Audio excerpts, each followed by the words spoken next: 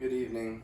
My name is Mark Martinez, and the submission of this presentation is in partial fulfillment for the requirements of the graduate assistant position at Kaiser University in the Office of Student Living. The first question: why should you be rehired as a graduate assistant for Kaiser University Sodexo Office of Student Living for the 2020-2021 academic? My first point would be that I've been at Kaiser University for 4 years. I've lived on campus for all 4 years, and I have an understanding of the community, who it's comprised of, and how the university runs. I also have 2 years of experience as an RA. I've overseen 45 plus residents both years. I've hosted events where I've been the leader, and I've also collaborated with a group of RAs as a whole to host events geared towards the residents' needs. In the fall of 2019, I was named a captain of the men's lacrosse team, and this just shows my ability to be a leader and the opportunity that I've taken as a lacrosse player to use what I've learned in sports to apply them in the community at Kaiser University. My accomplishments while I've been at Kaiser University is the completion of the Leadership Distinction Program, which has allowed me to develop my time management skills, how to build a resume, my soft skills, developing soft skills, the do's and don'ts of social media, budgeting and finance, and so forth. I was an academic All-American for the year of 2019-2020. I received the Dean's Distinction Award, which is meant to supersede all other awards at the Research Symposium of the spring of 2020. And I was named Student of the Semester for the Sports Medicine and Exercise Science programs in the fall of 2018. I believe that when I first started as an RA, my initial belief was to create interpersonal relationships with individuals on the campus to better develop community and to get an understanding of people's experiences, because we are represented by 50 plus nations and it's a very diverse campus. Lastly, I believe I should be rehired because I'm a sponge. I am adaptable and I'm always willing to learn and to grow, and considering what the university has been going through with the changes as Sodexo has taken over housing, we're setting the grounds for a really good opportunity to be a part of something great that 5 to 10 years from now I can look back and say, I was there for the building blocks of this when it started. The second question: describe a time where you identified a resident in distress. How did you utilize campus resources to help with this student concern, and what was the outcome? So in the spring of 2020, a few months back before the coronavirus happened, I was returning from class one morning, and in the parking lot there was two residents, a boyfriend and a girlfriend, and the male was asserting his dominance over a female, and it seemed like domestic violence. As I approached the vehicle to see if everything was okay, the female was in tears and was asking to be let go, and he was restricting her access to leave the vehicle. So I asked him to please let him go in a calm manner. Please let her go in a calm manner, and he became very belligerent and upset with me and did not want to abide by my request. And I said, look, just let her get some time to breathe, and you guys could reconvene later to talk about this when you guys are at level heads. This only made him angrier.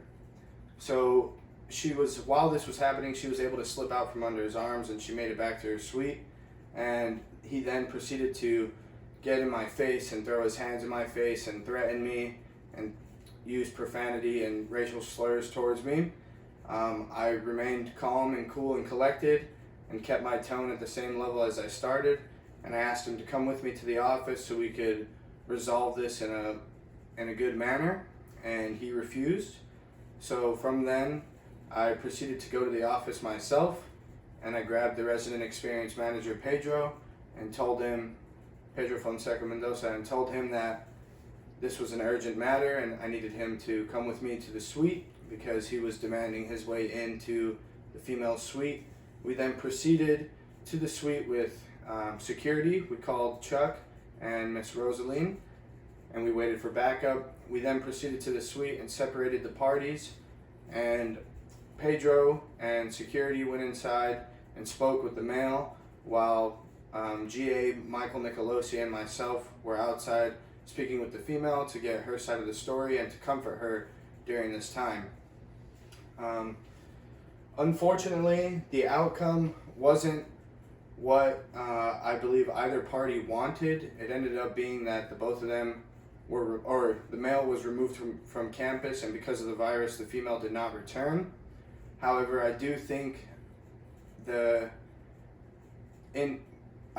me intervening in the situation was very beneficial, because if not, this could have continued to go on, and I think this allowed the female to realize that the relationship she was in was toxic, and having an outsider's perspective may have opened her eyes a little bit, because I feel like she was afraid of speaking out against him and towards him by herself or with people who knew them. So being an outside perspective was, I think, very beneficial, and in the long run, I think it aided them as individuals to separate and have this situation arise. Have you developed community for residents based on their interests or needs? How have you created an environment that demonstrated a respect and appreciation for diversity? So in the fall of 2019, I was the host and cluster leader for Multicultural Night, and in that event, we provided an opportunity for residents to experience other people's foods. So we had Italian food, Mexican food, and Japanese food, specialty dishes like appetizers and desserts served. So that way, with background information describing about the nationality and the origin of the foods and why it's a part of their culture. And while doing so, we encouraged residents to be open-minded, and we started conversations to get people to get out of their comfort zone, to talk to one another, because oftentimes residents become in tune with their roommates and suite mates and don't branch out too much. But in order to develop community, you want people from different suites and different nationalities and different countries to come together and collaborate with each other so they can learn each other's experiences and preferences and their cultures and practices.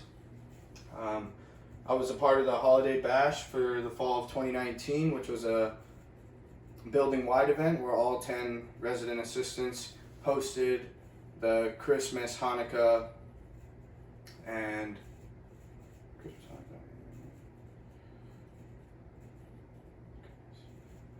I can't think of the other one, but we provided an opportunity for residents to learn about the different religions that are celebrated during the Christmas time, and Hanukkah, and Kwanzaa was the other one. And I was in charge, Mackenzie and I, we were in charge of creating poster boards to inform residents about Christmas, Hanukkah, and Kwanzaa and their practices and their beliefs, while other RAs were in charge of other parts of the event. And it was a great turnout. I believe we had over 100 residents show up that night.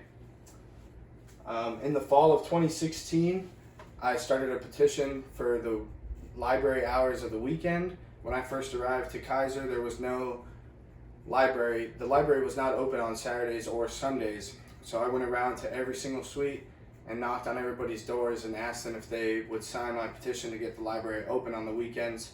And I went to the coaches' offices, I went to the CAF, any building that had a person in it, I went to it. And I felt like this was very important because, as you know, the student body is composed of a large percentage of athletes, and sometimes the only access we'll have or time would be on the weekends to access the library and the computers and the resources that they have. And for somebody like me, I didn't have a laptop my freshman year, so this was very important to me. And it worked out, and the library has been open on the weekends for not long periods of times, but regular business hours and a little later on Sunday nights. for the past 3 years now. Describe a situation in which you managed a behavioral concern that did not align with the Kaiser University Sodexo policies or community expectations. How did you handle the situation using departmental procedures to uphold these policies and expectations? In the fall of 2018, this was my first fall being an RA, and I had a couple of alcohol policy violations, but there was one in particular that I remember, and I was the primary on duty. At the time we had secondaries for the weekends, so I was on duty one night and I was doing a round, and the door was open to a suite, and there was a beer pong table, and everybody was holding red Solo cups, and they were playing loud music and they were drinking. So before I entered the suite, I called my secondary, Matt McEwen. I had him meet me by the stairs outside of the suite. He then advised me to call security to join us before we entered the suite. We then had security come and join us at the suite, and we proceeded to enter the suite. Upon arrival, we asked the residents if they knew what the alcohol policy was.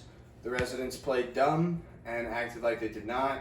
So I explained to them the alcohol policy with the help of Matt, and the policy is that unless everybody in the suite is above the age of 21, then there should not be alcohol present in the suite. And at the time and currently, there are no suites that are fully above the age of 21. Now, with that being said, we then proceeded to ask the residents to hand over all the alcohol that they had stashed and tried hiding before we entered the suite, and they abided. So we then poured the alcohol out into the toilet and flushed it, obviously. We then took the IDs of all the residents, took pictures, and throughout this time I was taking notes on the on-duty phone, which had timestamps, names, dates, and the time that Chuck arrived in security, Matt McEwen when he arrived, when we entered the suite, when we confiscated the alcohol, when we left the suite. And then after that, I proceeded to write my incident report in third person, making sure to document everything properly, putting all the residents' ID information, their phone numbers, and their names correctly in the appropriate boxes, as well as finishing the report and sending it before the night ended. Now, this was just one example of a time that I had to handle a situation where the policies and procedures needed to be upheld. It is typical that these things are broken, these rules are broken, and we have to go through this with the help of other people as well. Sometimes you don't always have another RA with you, and you have to deal with it with just yourself, security, or pro staff. But I was thankful to have Matt with me because he was a seasoned vet, and he showed me the ropes on how to properly handle the situation. Similarly, how do you manage the GA-RA position expectations and uphold the student code of conduct of the university? The first thing that I thought of was just being aware of the policies and procedures and the rules in place in the student handbook and the student code of conduct. This allows me to elaborate to residents if they ever have questions about what they can and can't have, whether it be alcohol or lava lamps or toaster ovens or anything of that nature. I also think being a role model is one of the best ways to uphold the student code of conduct of the university. So practice what you preach. I do my best to not have these types of things in my room. I don't have banners and flags hanging up that cover over 1/10 of the wall.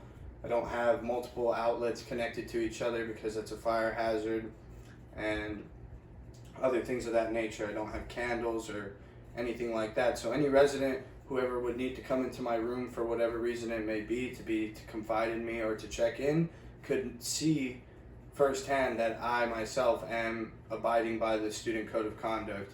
So that way they don't say, oh, well, if Mark can do it, why can't I do it? The first part of the question says, how do you manage the GA position expectations? And time management is a big thing.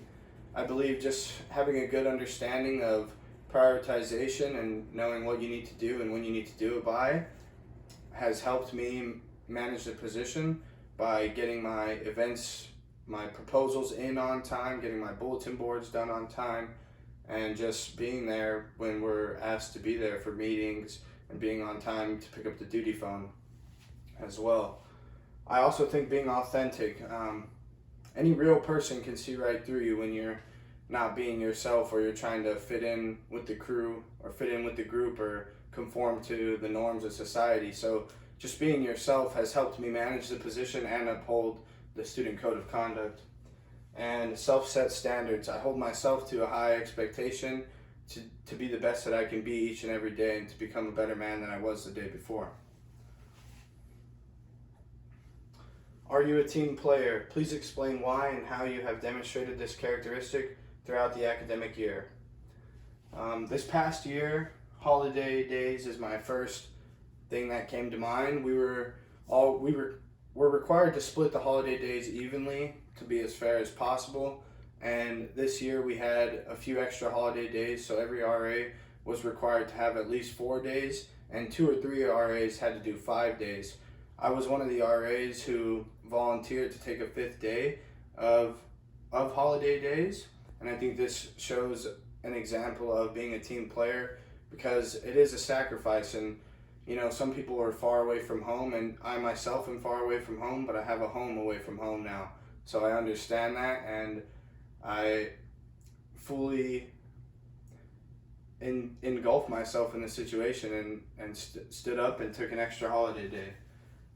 During the fall 2019 closing, we had many RAs who left for family and because they were under the impression we were done by a given date. However, we still had a plethora of checkouts to do.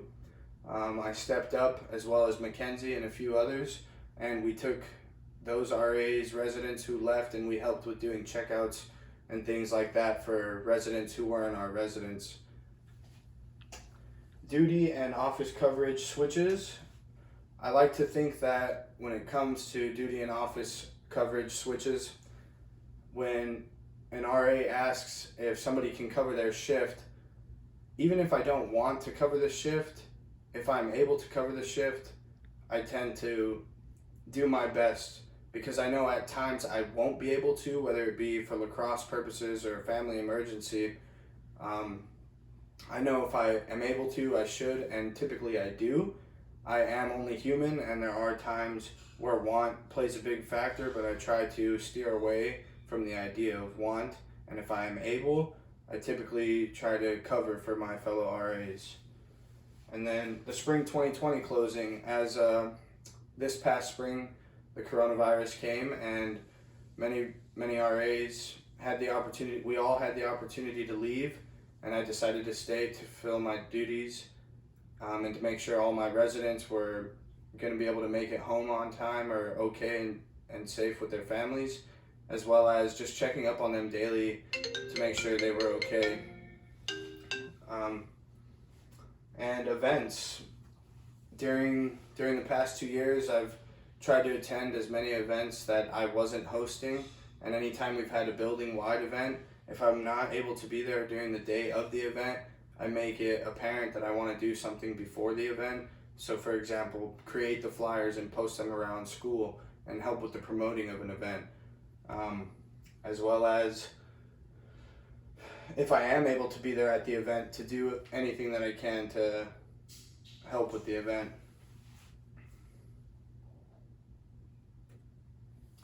Is the GA-RA position a priority to you? And if so, how have you exhibited the RA position as a priority during the 2019-2020 academic year? So, as I mentioned earlier with time management, prioritization, I finish my bulletin boards in a timely manner. I do my best to finish them with at least 3 days to spare. The planning, promoting, and executing of events, I make sure my proposals are turned in with at least 2 weeks in advance before the event, and I make sure that Pedro is aware of the supplies that I may or may not need for the event. And the big one for me is not always working, but always an RA. So just because I'm not in the office or I'm not on duty doesn't mean I can't do the things that I wanted to do.